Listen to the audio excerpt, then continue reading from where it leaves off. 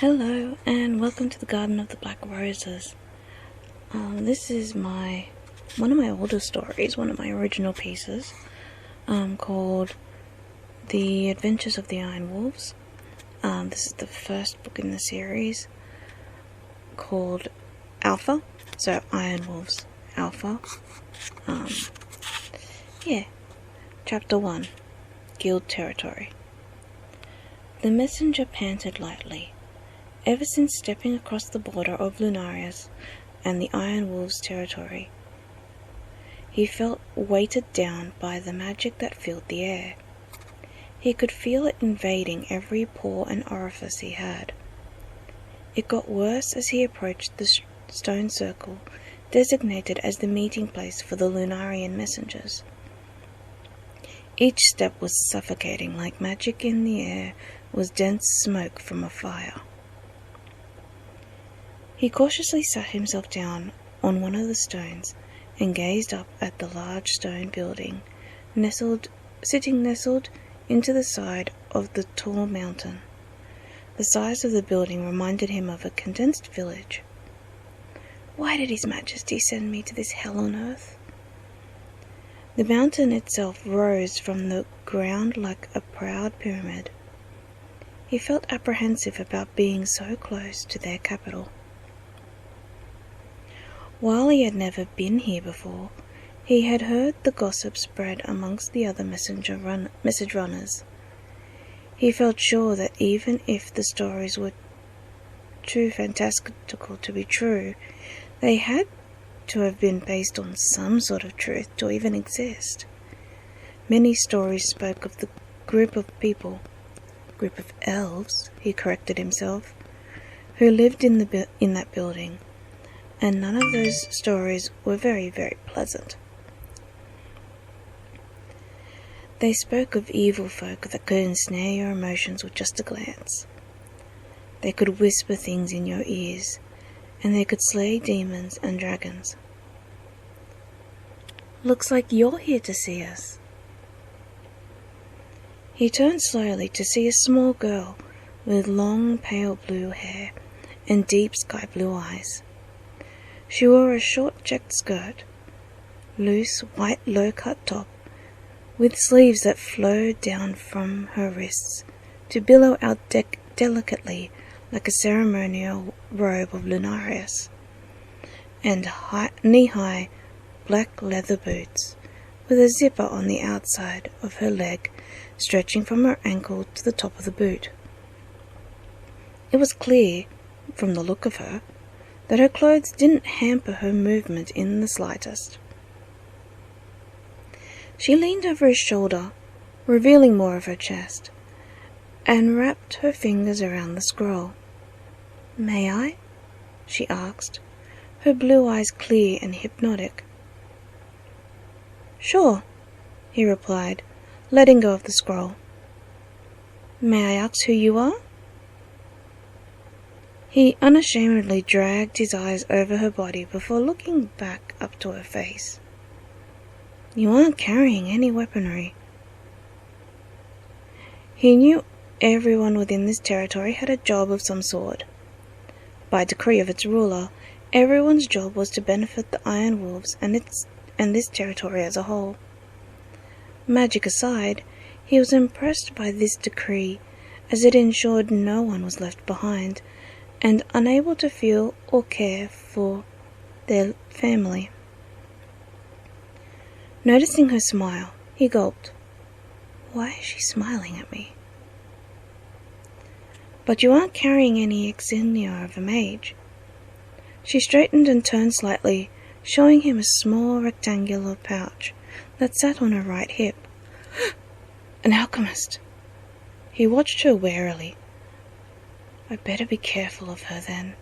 She could kill me with some concoction." He wondered at what level she was at. Alchemy has its uses in military and technology.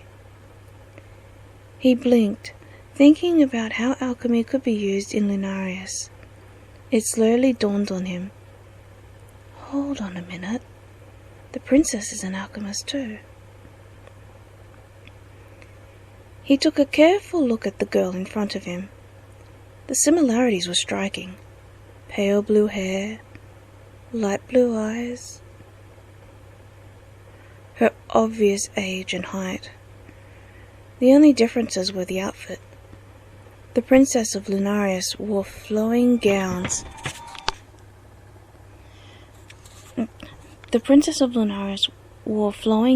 That often had a split up one leg. Her hair was also often fashioned into little delicate ringlets framing her eyes. She exuded elegance, dignity, and gentleness.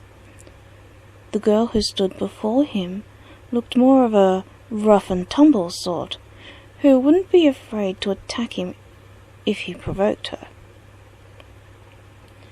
Anima could see the paranoia in his eyes. She kept her composure and opened the scroll as a distraction from him. She felt like rolling her eyes. After spending so much time with the elves, she was in the unique position to tell him that they were not at all like the rumors that fly around Lunarias. I see. She scanned the scroll, and then fingered the red wax seal at the bottom of the page. Styx isn't going to like this. Despite the seriousness of her words, a small smile crept over her face at the wax seal. It depicted a crescent moon with a diamond border. It brought back many fond memories for her.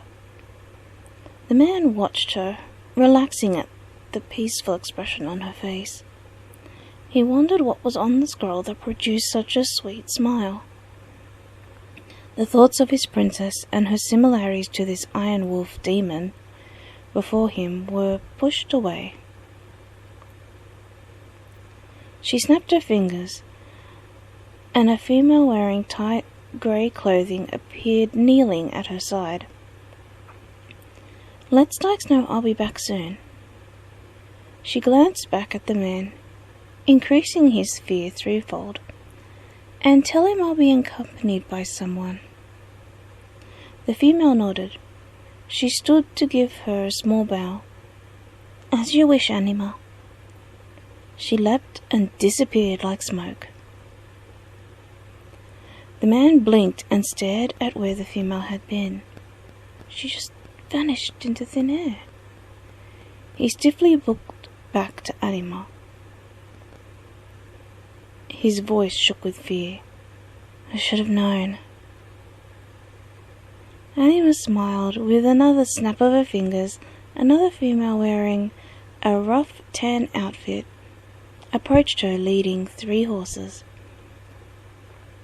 You're the only one of the Iron Wolves known well outside these lands. Out of all the messengers to leave the Iron Wolves' territory, Anima was not only the most common, but also their most memorable. Anima waved her hand at him.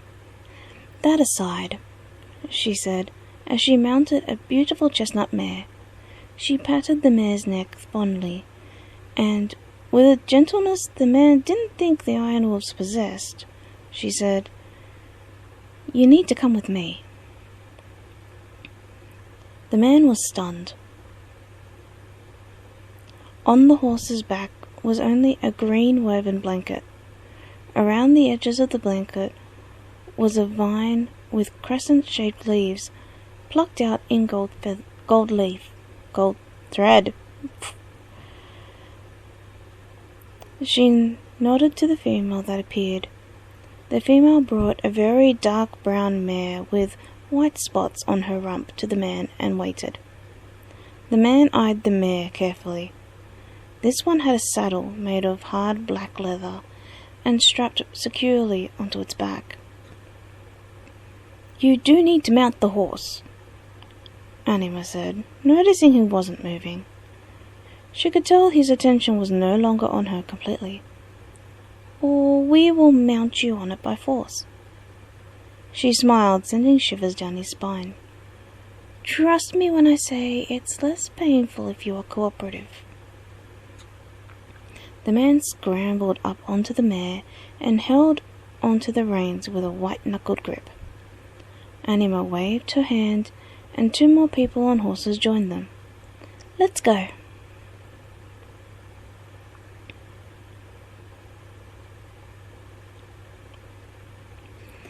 The female, who was previously with Anima, ran through the main entrance towards a large door carved with vines, her feet merely a blur of undefined colour.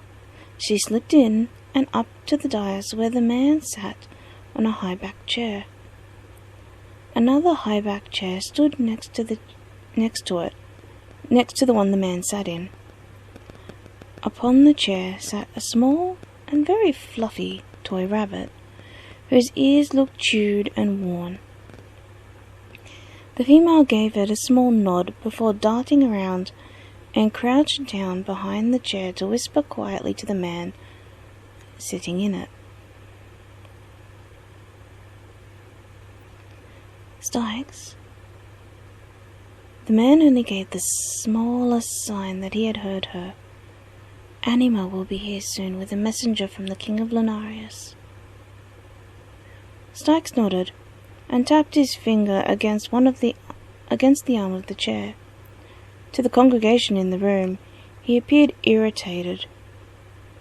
The female nodded and disappeared like smoke again. Stikes focused his attention back to the group before him. "Why do I need to care?" He leaned forward, giving them the impression that he was tempted by the offer. The impression didn't last very long. "Your mines aren't anywhere near the ones owned by my guild. If anything, I'm under the impression that you want me to sponsor your mines and put my guild in jeopardy. Prince Oslo would start a war on something that small." His voice darkened to a dangerous level. "As much as I'd like to stick a needle in that bastard's ass, I'd rather not have his father's armies at my doors." The door flew open with the force of a blizzard behind it. Anima strode in calmly, as if it was her own bedroom. She now wore her long, slender rapier, sitting just under her pouch on her right, and a small dagger with the royal crest of Lunarias on her left. The dagger's crest was clear to all who saw her. The Lunarian messenger followed slightly behind her. He bowed reverently to Stikes and stood away from both him and the blacksmiths. Shock still seemed plastered on his face. Stikes sighed, exasperated at the sight. He knew Anima wanted to keep her identity a secret, but because she wore the crested dagger, it was only a matter of time before someone put 2 and 2 together. One glance from her told him she wore it with a purpose today. Although, those mines would give us an advantage over the arms of Ciconia. We'll need them because of this. Anima's voice was crisp, like autumn leaves. She waved the scroll she held at him. The blacksmith's eyed the dagger before dropping quickly to one knee. Not taking any notice of the kneeling men before her, she continued her walk towards the dais. Oslo apparently dropped down names to divert attention from his own assassin. She sounded displeased to everyone in the room. The blacksmiths knew that a displeased royal of any land equaled trouble to those in their presence. Stikes stepped down and moved to meet her halfway across the hall, hand outstretched for the scroll. His seemingly disrespectful action produced gasps from the blacksmiths. He had the balls to make enemies of our guild? His eyes scanned the scroll as quickly as Anima's had earlier. His voice low, he added, "Rena gave you my message?" Anima nodded and looked up at Stikes' face. Stikes took a deep breath and snapped his own fingers. A man appeared near him. The bright red scarf he wore hung loose and long around his neck, causing everyone's eyes to look away from him. Anima had always had a sneaking suspicion the scarf was elf-made, due to its ability to force her eyes to look over or away from the man. No human mage-made item, that she knew of, could hold enough power to do that. Guild meeting in 4 hours for anyone not on guard duty. And ask Rello, Henrina, Tildy, Nemia and Ishmael to come see me now. The man disappeared with a simple nod of his head. Anima finally looked at the people kneeling before her, out of the corner of her eye. Are they blacksmiths? They're from Kulatish mountain range mines? What happened? Did Prince Oslo decide to neglect them again? Stark shook his head, and then let out a sigh. Their minds are failing, Anima said slowly. Her eyes carefully read Stark's expression like a book. Do we have the money to allow them into the guild? Stark shook his head again, and his expression now indicating to the persistent problem they had. What are they offering? They want an alchemist to find a new strain of Sakura ore, and they will give us 50% of what we find. What they find, he said with a sigh. If there is no Sakura ore in those mines, then they want to join our guild's merchant sector. What does Oslo even want with Sakura ore? Anima asked incredulously. Aside from trade, that is. He's decided to build an army of gun mages in an attempt to combat our own, Starks replied tiredly. He doesn't realize that it takes years for a gun mage to be competent in using Sakura bullets. What he doesn't know is to our benefit, Anima said softly. Starks' eyes were crinkled around the edges. She knew he was too young, merely 18 years old, to have so many. She pressed a finger between his eyebrows. You're too young to have wrinkles. What's got you so stressed this time?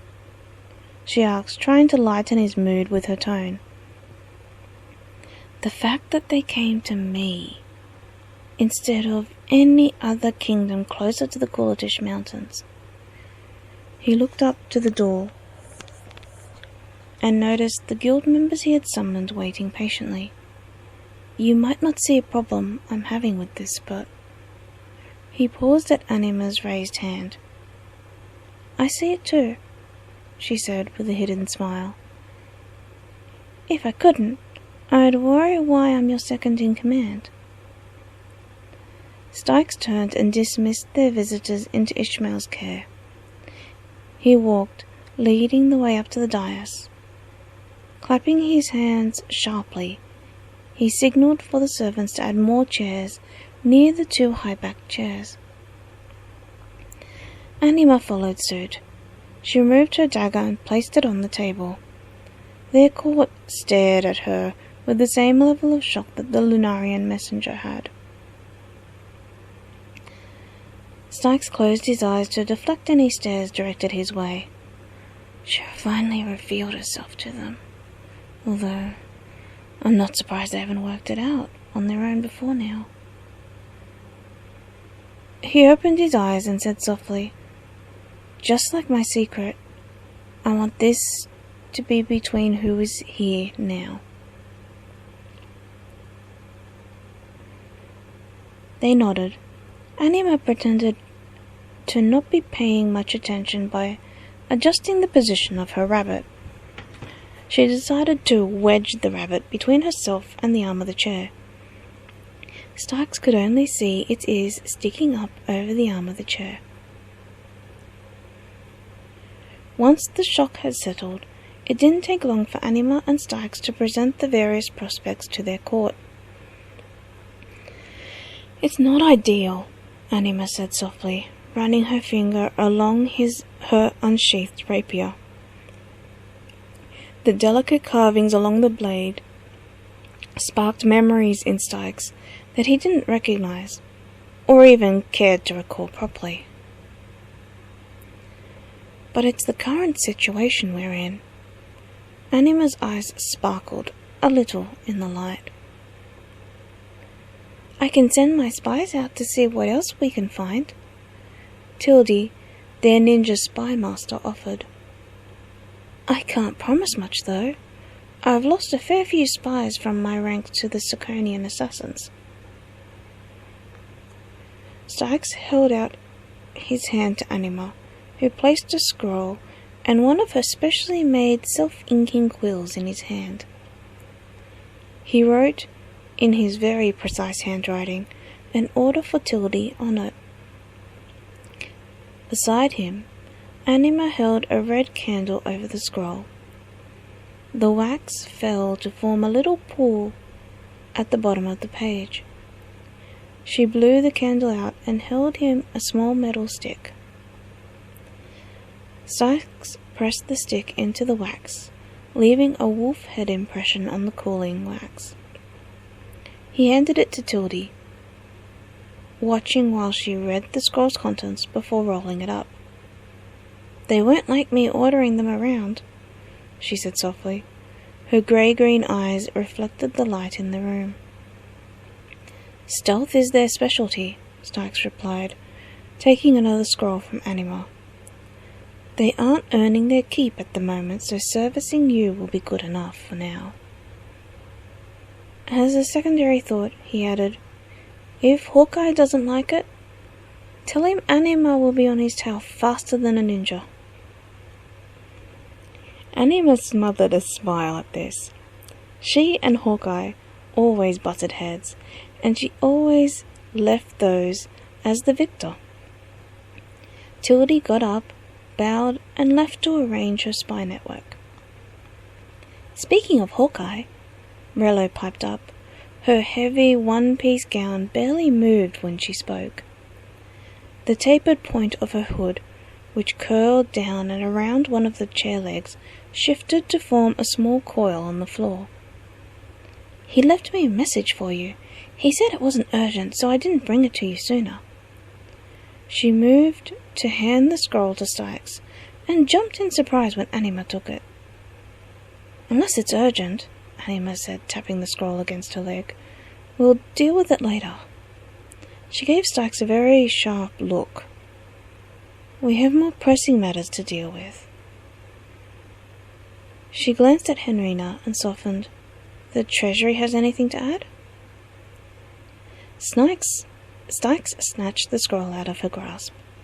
You know what Hawkeye is like. He says it's unimportant, but it might be the most important thing to our conversation. He pulled open the scroll before Anima could say anything against him. His eyes scanned it before handing it over to Anima.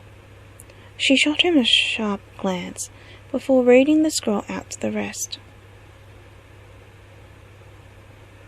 Prince Oslo is planning a surprise attack on the Eastern Barrier. He plans for it to coincide with an attack from Solaris at our southern borders.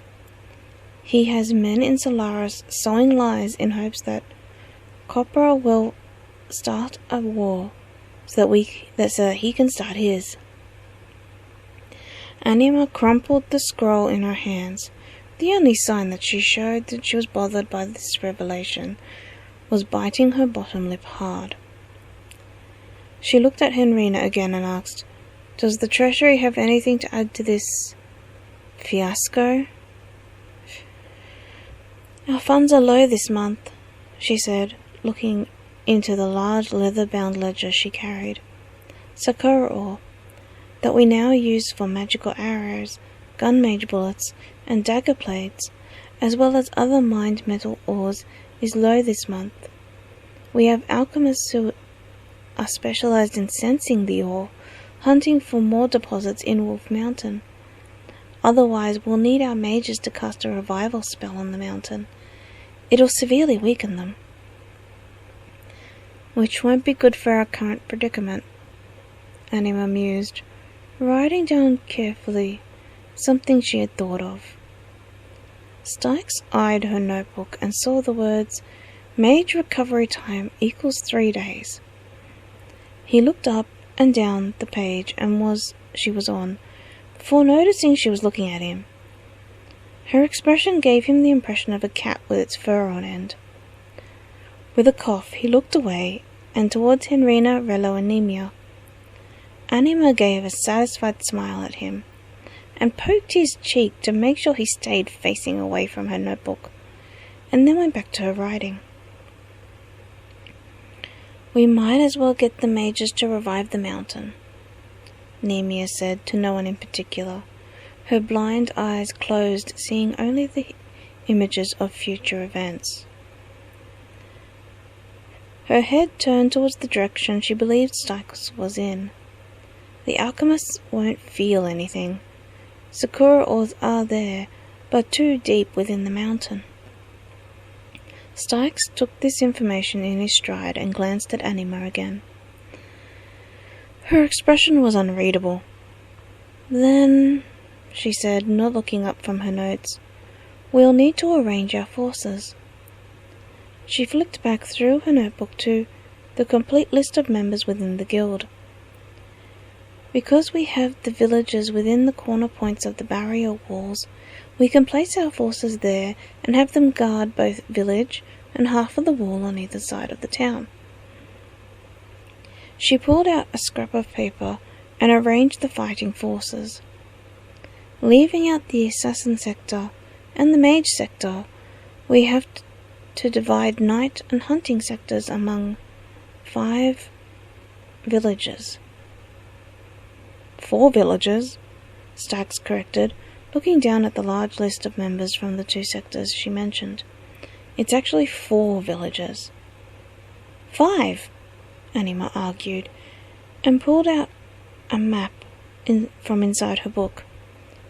"There's the 4 that indicate the 4 outermost points of our territory, and then there's the village that protects our headquarters from any invading armies." She looked at him with clouded eyes.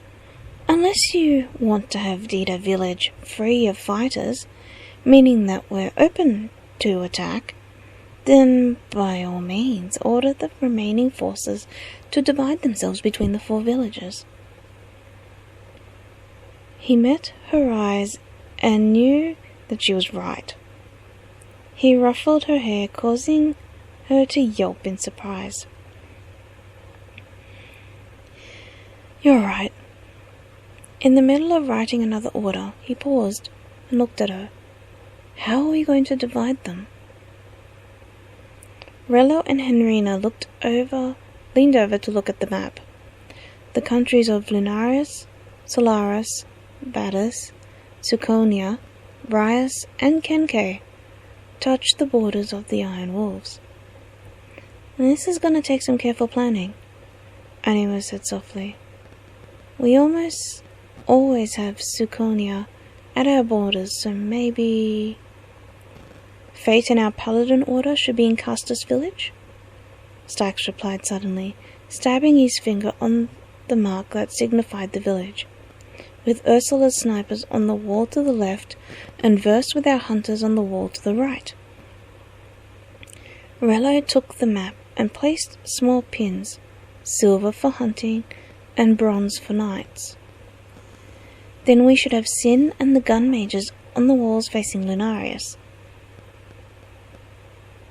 since they are our least biggest threat." Anima and Stykes nodded in agreement. Rello placed a silver pin on the wall between Hastar and Paetus village. "Kay should be stationed at Paetus village," Henria said, her eyes on the map. "Her multi-skilled barbarians will be able to handle Prince Oslo if he marches at us." "Then who will be at Hastar village and the wall facing Solaris?" Stykes asked, more to himself than anyone else. "If we place Myr and the knights at Clavis village, she can get aid from either side," Anima replied, blinking slowly, then leaning back into her chair. "That will leave Noira and her mixed battalion in Hastar village, and Alyssa's archers between them. She watched Rello place the pins into position. I really hate using lesser classes in defense, but we have no choice. But we haven't allocated anyone to Dita Village. Stykes looked at the silver and bronze pattern around the borders on the map. Everyone's been allocated. Anima placed a gold-headed pin on Dita Village. It will be military central, Anima replied with a smile, with the personal armies of Kouros and Lena will be located there, along with the runners who will send military orders to the 4 villages. Stykes sighed and wrote the orders to Kouros, Lena, and the Mage sector on 3 separate scrolls, and handed one each to Rello, Henria, and Nemia, then sent them on their way.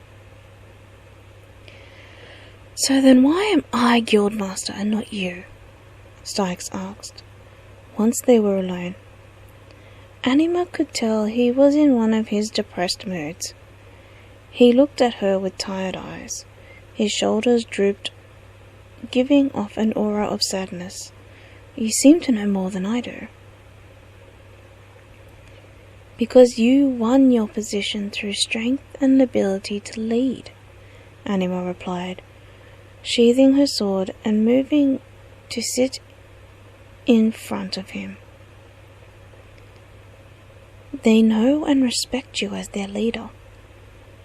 Her hands cupped his head, making him look directly into her eyes. I have knowledge, not strength. I complement your strength with my knowledge. But with kingdoms always at our borders, it's best that you're Guildmaster, not me. She planted a firm but passionate kiss on his unsuspecting lips. Pulling away, she realized he had wrapped his arms around her. I don't like it when you get upset like this.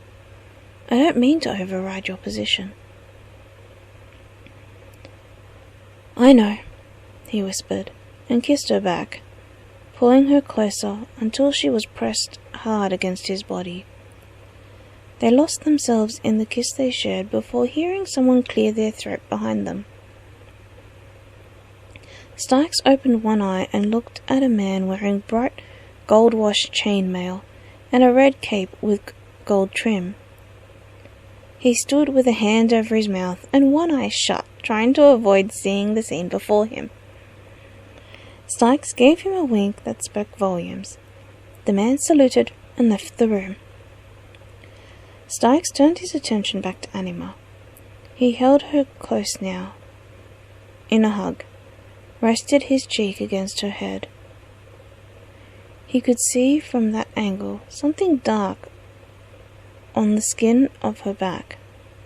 Slowly, almost uncertainly, he moved his hand up her back towards the dark spot. Hooking 2 fingers into her top, he could feel the dark spot was scar tissue.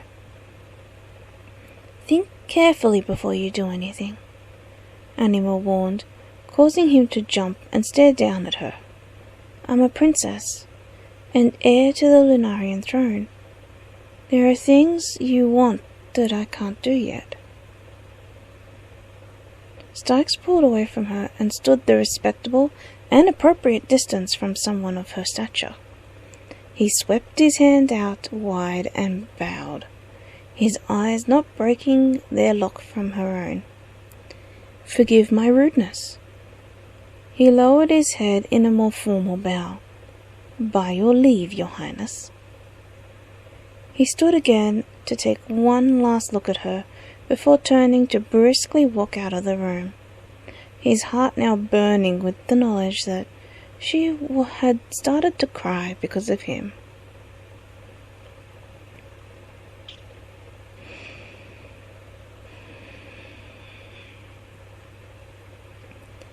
The next day, Stykes made his way through the streets of Dita Village.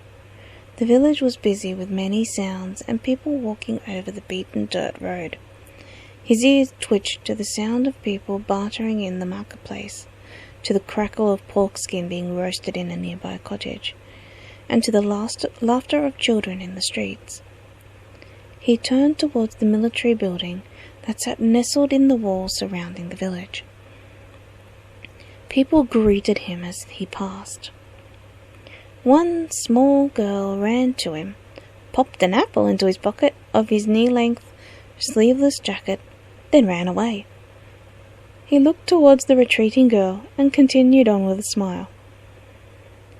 He turned, feeling silly for wanting to do so without good reason, to see the girl peeking out at him from behind her mother's skirts. The woman laughed, her ears telling Stykes she was human. She looked up and noticed Stykes watching them. "It's a good morning to be out, isn't it?" she called to him with a small curtsy. A small pouch on her hip bounced. "I thought Hannah would do well with a bit of sunlight." She came closer to him. Stykes nodded and replied, "All young flowers need sunlight."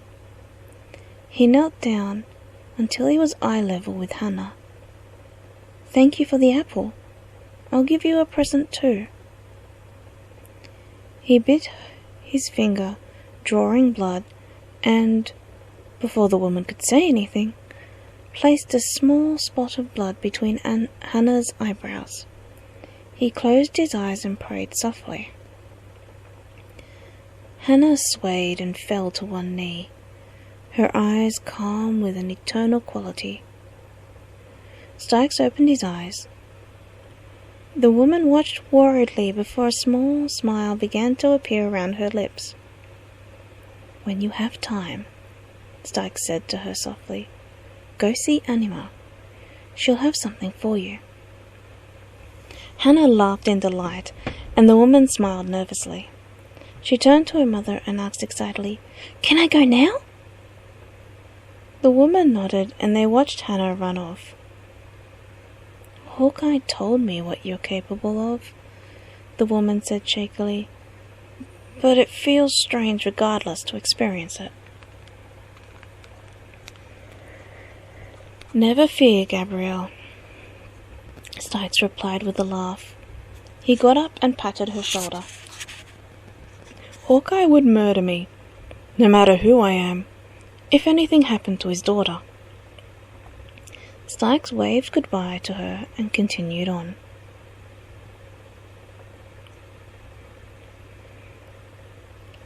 Anima sat on the small couch in her private laboratory, her eyes focused on the blackboard before her. Equations covered the blackboard in various colors. Those same colors dusted her hair, cheeks, and hands. Getting up, she made small adjustments before dropping back down onto the couch again. She was so lost in thought, she didn't hear the knock on the door. The knock sounded again, louder this time. Anima turned her head towards the door. A visitor? If it was Stykes, he wouldn't wait for me to answer. The knock sounded again, and Anima strode to the door and opened it a little too forcefully. A little girl, barely 6, looked up at her. A red mark stood out on her forehead like an out-of-place bindi. Anima sighed and took the girl's wrist, dragging her inside and to the couch hard enough that the momentum caused the girl to sit with a thump. "Did Stykes tell you the extent of the gift he gave you?" Anima asked, trying to keep her angry tone out of her voice. "All he told me," she said, quivering slightly, "is to come see you." The girl kept her eyes locked on Anima's eyes. "Is there something wrong?" Anima could see the deep intelligence in her eyes. "Your name?" Her tone was less angry than before. "Hannah," she replied, now giving Anima a curious look. "I'm the daughter of Hawkeye and Gabrielle." Anima nodded, now understanding how deep Hannah's intelligence ran. She thought for a bit before saying, "Do you want to be my apprentice?" Hannah gasped. Within the Iron Wolves, Anima was the best practicing alchemist. She knew even her mother didn't come close to her skill. It was considered the highest praise if Anima deemed you good enough to be her apprentice. "I would be honored," Hannah replied, relieved at the warm smile that now graced Anima's face. "Thank you so much." Anima waved a hand at her and laughed. "Remember to thank Stykes too. He's the one who sent you to me in the first place."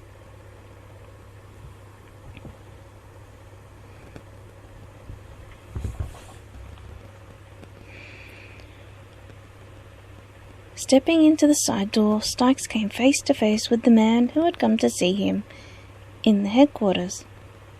"You've disentangled yourself from Anima," the man said with mock surprise. "I had a feeling I would have had to come and pull you two apart with a steel bar."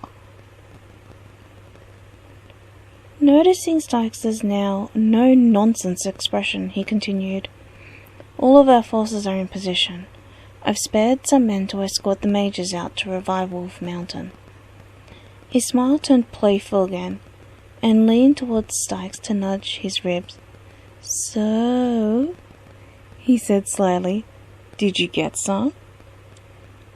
Stykes gave him a look that one wore when things didn't go the way that they wanted, and stepped outside to deflect any more questions from the curious captain. A blue glow rose from the ground to surround the mountain behind the village. "Kuros?" The man stepped to his side, looking up at the mountain. "How long did it take for them to get into position?" "Not long," Kuros replied, keeping his eyes on Stykes.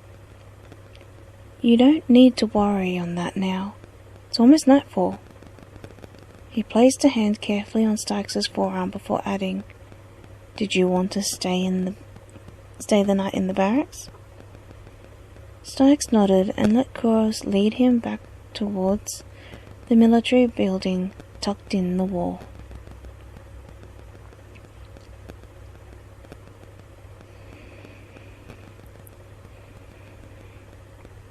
Anima paced the floor of her bedroom. Stykes had not returned to headquarters after their talk in the hall 2 nights ago. Did I insult him when I refused? A knock on the door interrupted her thoughts. "Anima?" The door opened slowly without waiting for her reply. A distinct red scarf caught, then diverted, her attention. "Noira is asking if you can get to Huster Village as soon as possible. She says there's a situation brewing out of control, and since I can't find Stykes..." He trailed off at Anima's scowl. Anima clipped her rapier and crested a dagger to her belt, before coming to the door with a nod. "Thank you, Dusk." He stood aside to let her pass. He could sense her emotions were a mix of worry and anger. He knew the latter was due to his careless words. She made her way down the spiral staircase, more than once wishing she could just dive out the window and fly down to the ground. Her strides widening as she crossed the floor to the central staircase, and down the stairs and out into the courtyard. The guild was incredibly quiet for the time of day. Despite this, the air popped and fizzed with tension, like a boiling pot of hot water. She knew war was imminent. In the stable she saddled her horse. "Good girl, Rain Spinner," she said, stroking the chestnut's graceful neck. "I need you to run fast today. We need to get to Huster Village." Rain Spinner neighed and shook her head confidently at Anima. "Good. I knew I could count on you." She mounted Rain Spinner and pulled the reins, causing her to rear up before flicking them, sending her into a dead run.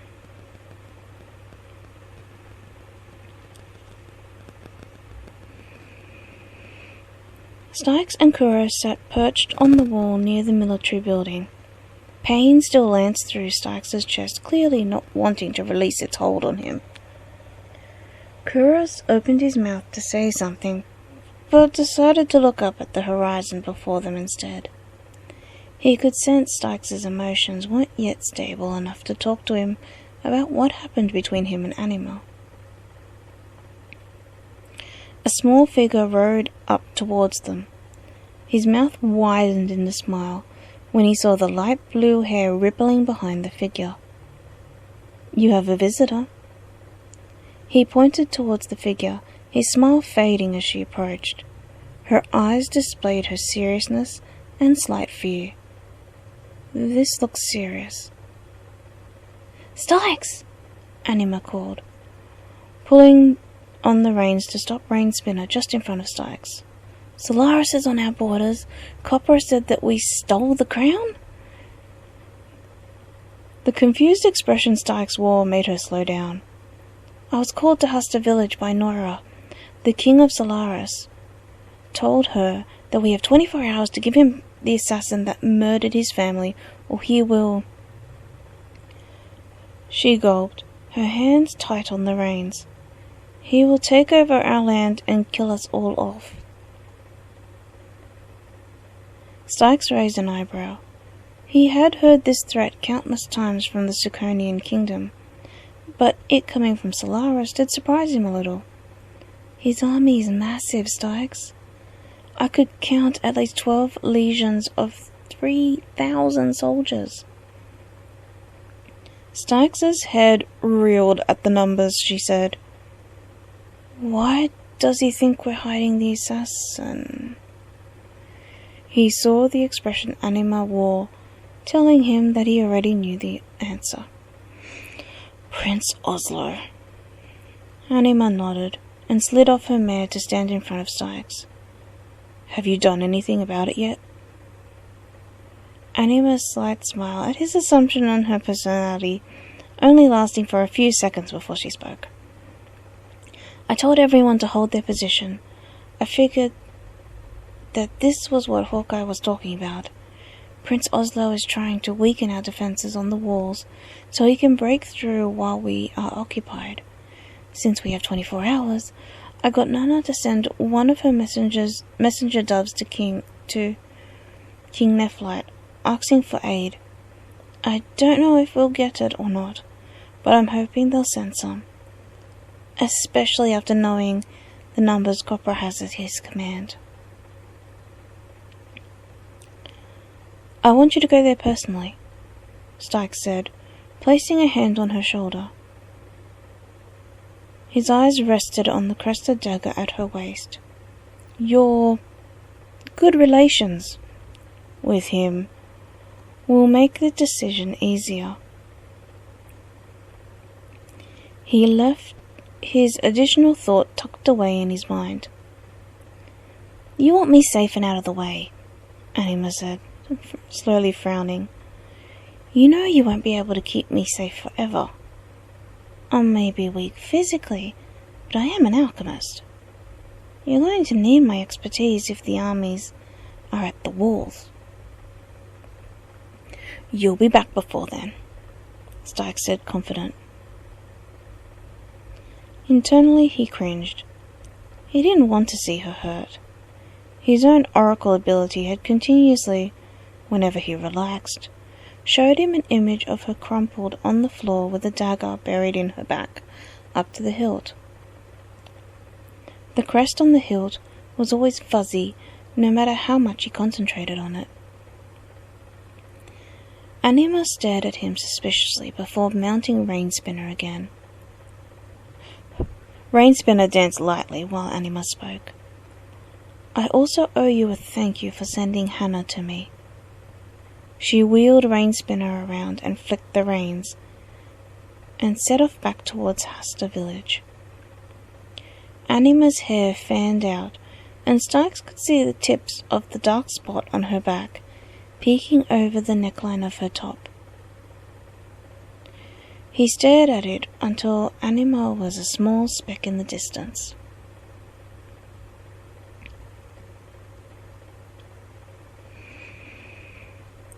After a few days of riding at a fast but comfortable pace, Anima clattered into the palace courtyard. She leapt off Rain Spinner, thrust the reins into the hands of a startled stable hand, and strode quickly into the palace without so much as pausing to see Rain Spinner sit down stubbornly on the ground. She threw open the doors to the throne room, scaring everyone but the two on the dais.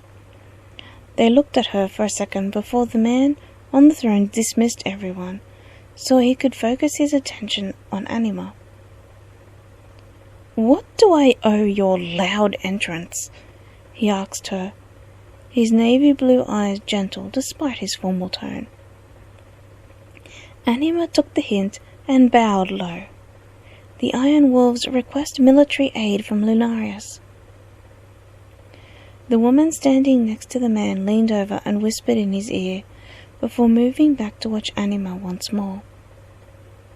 "What happened?" The man motioned her to come closer. "I know Stykes probably sent you, and I applaud his decision, but I can't send aid unless I know what happened." Anima quickly recounted the events of the past few days, leaving out the part where Stykes invited her to his bed, and her refusing him. Nephlite nodded, his mind reading between many lines. Anima paced, her mind working at a faster pace than her feet, in front of Nephlite's throne. What I don't understand is why Prince Oslo is blaming us for everything. He's blamed us for killing King Copra's family, stealing the Sakura ore from the Kulatish Mountains, and... She took a breath, grateful for the king's patience with her. And, to top it off, he's spreading to the other kingdoms that we killed your daughter. Her sky blue eyes met his deep navy eyes. I don't like being pronounced dead when I'm clearly not. "I know," Nephlite said in a fatherly tone. "I can aid the Iron Wolves, but my own forces are less than half the force that Copra is planning to trample all of you with." He looked at Anima carefully. "Unless you want to try getting help from Battis as well, you can try as an ambassador for Lunarias or as co-leader for the Iron Wolves. You don't need me to tell you what is advantageous for you." Crystal, his court oracle, leaned across to whisper something in his ear. He nodded solemnly before looking back at Anima. She cringed at the thought of her royal clothing. "I was hoping not to wear that again." She walked back down the hall, her demeanour taking on her alternate identity as the royal daughter of Lunarias. She stepped purposefully into her old room and changed into a pale blue gown, then looked at herself in the full-length mirror. "I can't believe I'm doing this."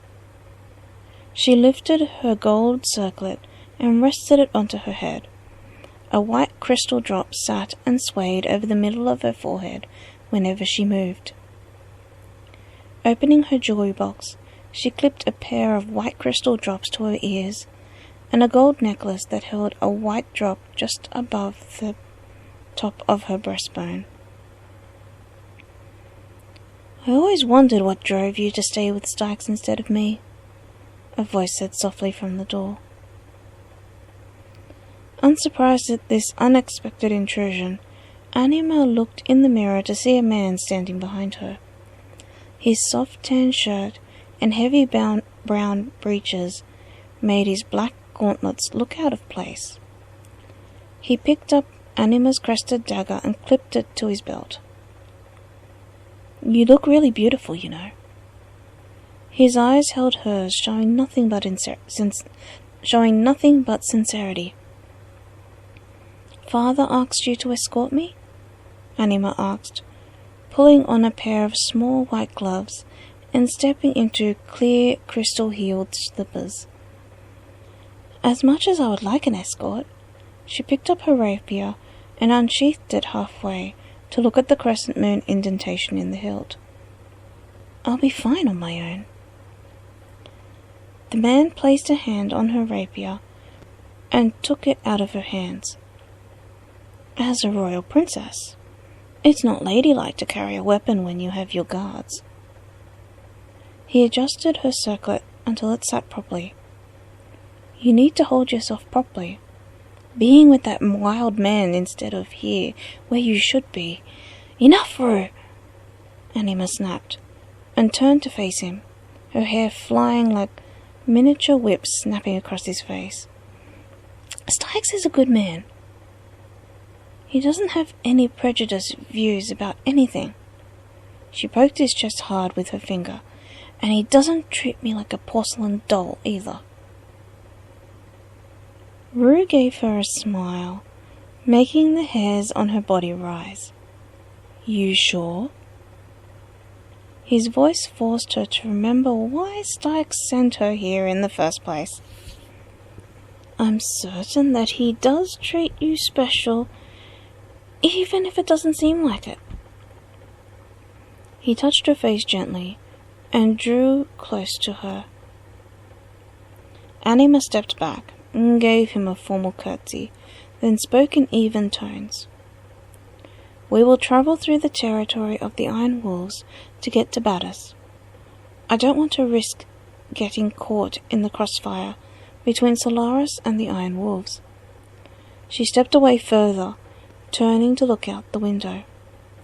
I don't think I need to tell you that it's not advantageous for you to come close to me like that.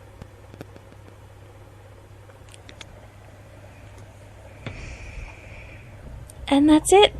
That's the first chapter. I haven't read it out loud before, actually, so I stumbled over quite a bit of it. And I wrote this... When did I write it? Back in, I think it was like 2010? 2012? That I wrote it? Anyway. Yeah. As always, make sure to like, comment, and subscribe if you want more writing, games, craft, witchy stuff, anything that I do on my channel. But yeah, as always, let your imagination run wild. Bye for now.